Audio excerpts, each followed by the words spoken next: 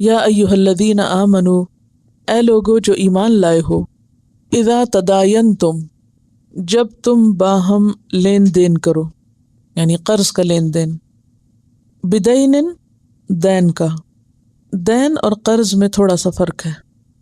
قرض کا لفظ یہاں ترجمے میں سہولت کے لیے استعمال کیا گیا ہے، دین میں وقت یا اجل جو ہے وہ لازم ہوتی ہے، یعنی قرض کا لین دین ایک مخصوص مدت تک کے لیے یا معین مدت کے لیے، اور اس میں صرف مال نہیں، یعنی مال کا لین دین نہیں بلکہ مال کے علاوہ کسی چیز کا بھی ہو سکتا ہے، مثلاً کوئی جائیداد ہے، کوئی بزنس ہے، اسی طرح باقی معاملات میں جیسے کرائے پر مکان دینا یا کوئی اور چیز کرائے پر دینا۔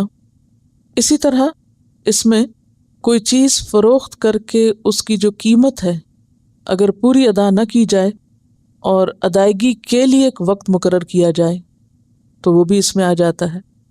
کسی سے کوئی کام لیا جائے اور اس کی اجرت طے کی جائے تو وہ اجرت بھی ایک طرح سے دین ہو جاتی ہے۔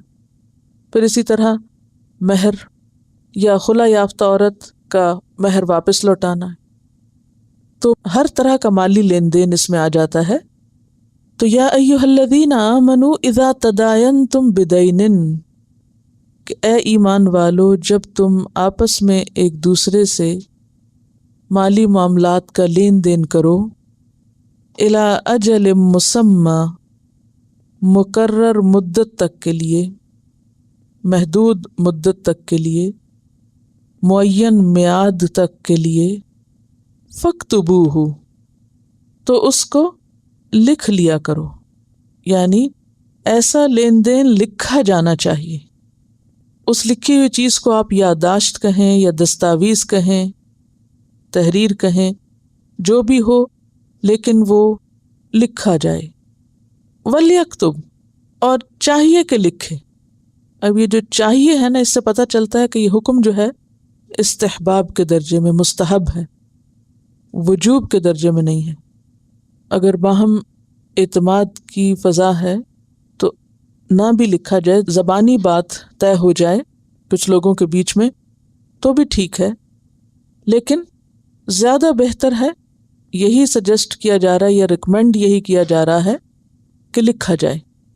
وَلْيَكْتُبْ، اور چاہیے کہ لکھے، بینکم، تمہارے درمیان، تمہارے کون ہیں؟ یعنی جو فریق معاملہ ہیں، مقروض یا قرض خواہ، بیچنے والا یا خریدنے والا، یعنی بینکم سے مراد کاتبن، لکھنے والا۔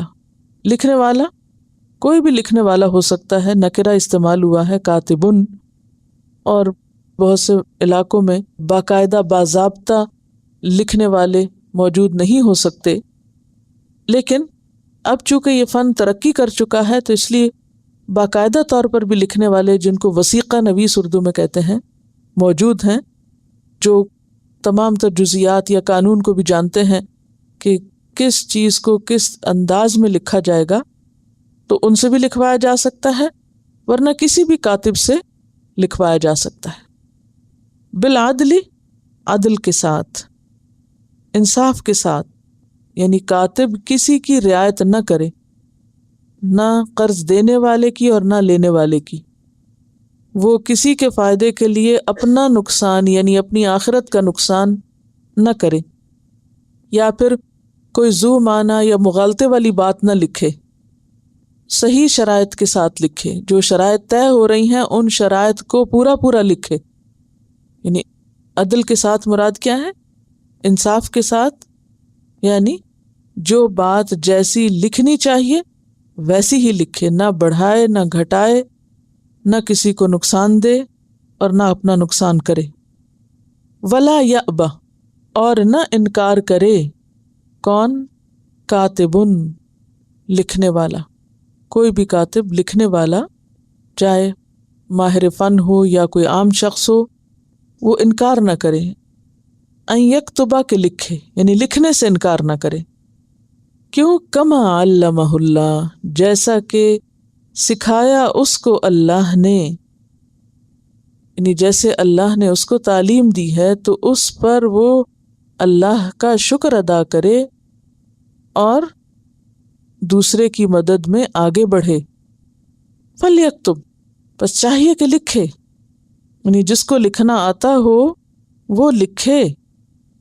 اب اس میں یہ کہ کوئی شخص اگر کبھی کبھار ایک آدھ دفعہ کسی کے لیے لکھ رہا ہے تو ٹھیک ہے، لیکن جیسا کہ میں نے پہلے عرض کیا کہ اب یہ لکھنا پڑھنا یعنی وثیقہ نویسی باقاعدہ ایک فن بن چکا ہے. اس لیے اگر کوئی شخص اجرت پر بھی لکھ رہا ہے، یعنی اس نے اپنا ایک کاروبار بنایا ہوا ہے کہ جس کو ضرورت پڑتی ہے اس کے پاس جا کے لکھوا لے اور وہ لکھنے پر کچھ معاوضہ لے لیتا ہے تو بھی جائز ہے. کیونکہ اگر کسی شخص کو ایک آدھ دفعہ ایسا کام کرنا پڑے تو ٹھیک ہے، لیکن اگر کسی کو ایک دن میں کئی دفعہ کام کرنا پڑے اس طرح کا تو پھر ظاہر ہے کہ وہ اپنے کام کب کرے گا یا اپنی کمائی کا بندوبست کہاں سے کرے گا، تو اس لیے پھر وہ اجرت بھی لے سکتا ہے. وَلْيُمْلِلْ، اور چاہیے کہ املا کرائے. یملل کا روٹ ہے میم لام لام، املا کرائے، لکھوائے.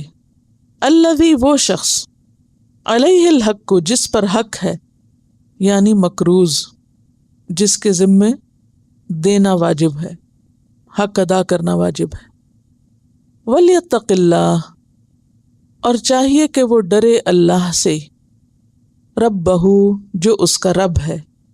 یتقی کا روٹ کیا ہوگا؟ واو قاف اور یا، تقوی جس سے ہے. چاہیے کہ وہ اللہ سے ڈرے جو اس کا رب ہے. ولا یبخس، اور نہ کمی کرے، بے خیسین، بخس، منہ، اس میں سے. کس میں سے؟ اس مال میں سے جو اس کو ادا کرنا ہے، یا قیمت یا چیز، شیئن، کچھ بھی، یعنی اس کی کیفیت یا کمیت یا اس کی قسم لکھواتے ہوئے ذرہ برابر بھی کمی نہ کرے. یا ایہا الذین آمنوا اذا تداینتم بدین الی اجل مسمى فاکتبوه وَلْيَكْتُبْ بَيْنَكُمْ كَاتِبٌ بِالْعَدْلِ وَلَا يَأْبَ كَاتِبٌ أَنْ يَكْتُبَ كَمَا عَلَّمَهُ اللَّهُ فَلْيَكْتُبْ وَلْيُمْلِلِ الَّذِي عَلَيْهِ الْحَقُّ وَلْيَتَّقِ اللَّهَ رَبَّهُ وَلَا يَبْخَسْ مِنْهُ شَيْئًا فَإِنْ كَانَ الَّذِي عَلَيْهِ الْحَقُّ سَفِيهًا أَوْ ضَعِيفًا أَوْ لَا يَسْتَطِيعُ أَنْ يُمِلَّ هُوَ فَلْيُمْلِلْ وَلِيُّهُ بِالْعَدْلِ وَاسْتَشْهِدُوا شَهِيدَيْنِ مِنْ رِجَالِكُمْ فَإِنْ لَمْ يَكُونَا رَجُلَيْنِ فَرَجُلٌ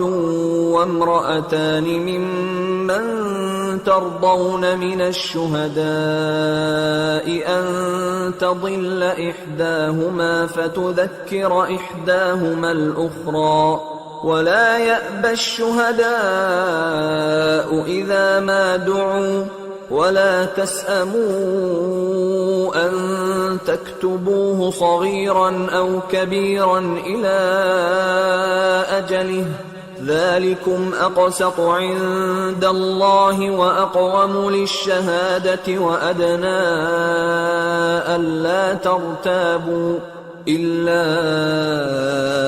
أن تكون تجارة حاضرة تديرونها بينكم فليس عليكم جناح ألا تكتبوها وأشهدوا إذا تبايعتم ولا يضار كاتب ولا شهيد وإن تفعلوا فإنه فسوق بكم واتقوا الله ويعلمكم الله والله بكل شيء عليم.